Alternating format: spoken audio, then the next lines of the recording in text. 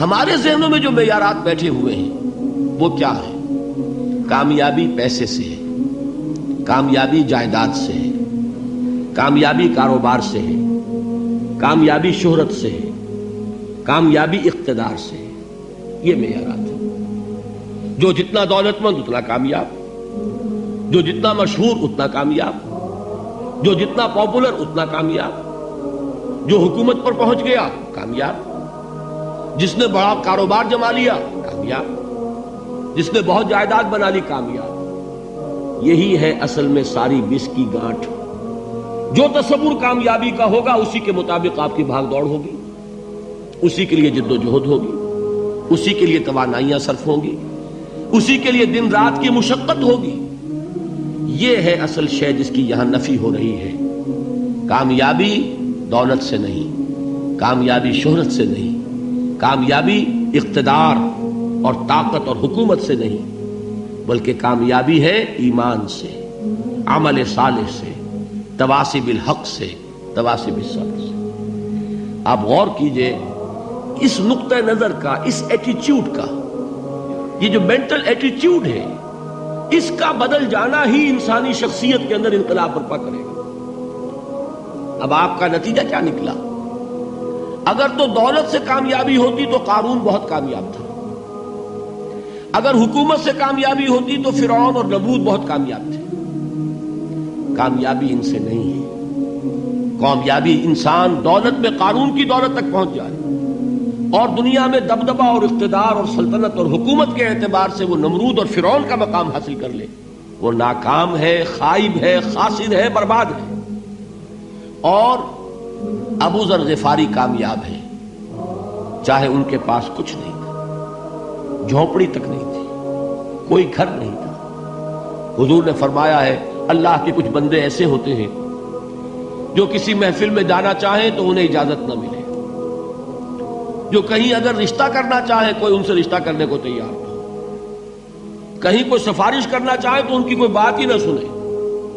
لیکن اللہ کے ہاں ان کا وہ مقام ہے کہ اگر بھولے سے بھی کسی بات پر قسم کھا بیٹھتے ہیں تو اللہ ان کے قسم کی لاج رکھتا ہے.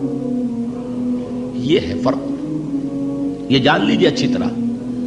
اس بات کا مان لینا آسان، اس پر سبحان اللہ کہنا آسان، لیکن اس کے مطابق آپ کے اپنے ذہن کا بدل جانا بہت مشکل. اس لیے کہ ہم متاثر ہوتے ہیں اپنے ماحول سے.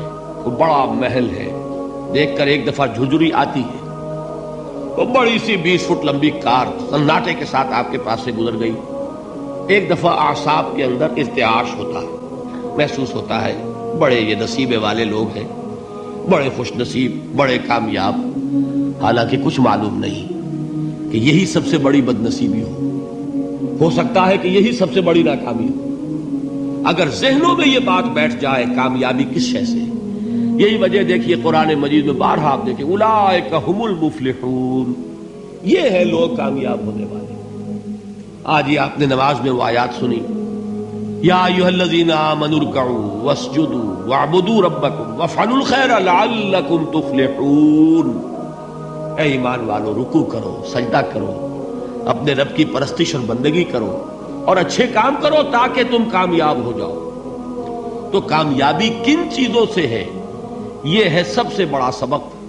یہ ہمارے دل میں اگر بات بیٹھ جائے، ٹھک جائے، تو زندگی بدل جائے گی. صبح و شام بدل جائیں گے، نقشے بدل جائیں گے، بھاگ دوڑ کا رنگ بدل جائے گا، ویلیو سٹرکچر بدل جائے گا. آج وہ ایک چیز نہایت اہم نظر آ رہی ہے، کل نہایت غیر اہم نظر آئے گی. جیسے کہ حضور کی حدیث ہے مالی ولد دنیا، مجھے تمہاری اس دنیا سے کیا سروکار ہے. انما مثلی کراکب استظل تحت شجرۃ ثم راح فترکها، میری مثال تو اس سوار کی سی ہے جو تھوڑی دیر کے لیے ایک درخت کے سائے میں ٹھہرتا ہے سستانے کے لیے، پھر وہ اپنا راستہ لیتا ہے. اسے اس درخت سے مستقل تعلق اس کا نہیں ہے، وہ اس کا گھر نہیں، وہ اس کی منزل نہیں. اسی طرح یہ دنیا میرا گھر نہیں ہے. اب دیکھیے ہم کہتے ہیں انا للہ و انا الیہ راجعون، ہم تو مسافر ہیں، ہم اللہ کے پاس سے آئے، اللہ کی طرف ہمیں لوٹ جانا ہے. کن فی الدنیا کانک غریب و عابر سبیل، حضور فرماتے ہیں دنیا میں ایسے رہو جیسے کہ تم اجنبی ہو یا راہ چلتے مسافر. لیکن یہ طرز عمل کب ہوگا؟ جبکہ یہ آیت ہمارے ذہنوں کے اندر بیٹھ گئی ہو، والعصر ان الانسان لفی خسر الا الذین آمنوا وعملوا الصالحات وتواصوا بالحق وتواصوا بالصبر۔ یہ ہے اصل بات جو میں نے عرض کیا تھا کہ میں بتاؤں گا صحابہ کیوں ایک دوسرے کو یاد دلاتے تھے۔ اس لیے کہ دیکھیے جیسے برف باری اگر ہو رہی ہو، آپ باہر نکلیں گے تو برف آپ کے کپڑوں پر جم جاتی ہے نا، تو آپ جھٹکتے ہیں کپڑوں کو تاکہ برف ہٹ جائے۔ ہمارے ایمان پر اس دنیا میں رہتے ہوئے جب ہم متاثر ہوتے ہیں ماحول سے تو گردہ آ جاتا ہے، برف پڑ جاتی ہے، اس کو جھٹکتے رہنے کی ضرورت ہے۔ اور وہ جھٹکنے کی بہترین اور مؤثر ترین شکل یہی ہے کہ یاد رکھو کامیابی ان چیزوں سے نہیں ہے۔ چمک دمک جو ہے دنیا کی، یہ ساری چمک دمک جو تمہیں رجھا رہی ہے، جو تمہیں اپنے اندر گم کیے ہوئے، یہ لفظ گم پر اقبال کا وہ شعر یاد آ گیا کہ کافر کی یہ پہچان کے آفاق میں گم ہے، اور مومن کی یہ پہچان کے گم اس میں ہے آفاق۔ تم گم نہ ہو کر رہ جاؤ، اس میں مبہوت نہ ہو کر رہ جاؤ، مرعوب نہ ہو کر رہ جاؤ، دنیا ہی کی محبت تمہارے اوپر ڈیرے نہ ڈال دے، تمہارے دلوں کے اوپر مسلط نہ ہو جائے۔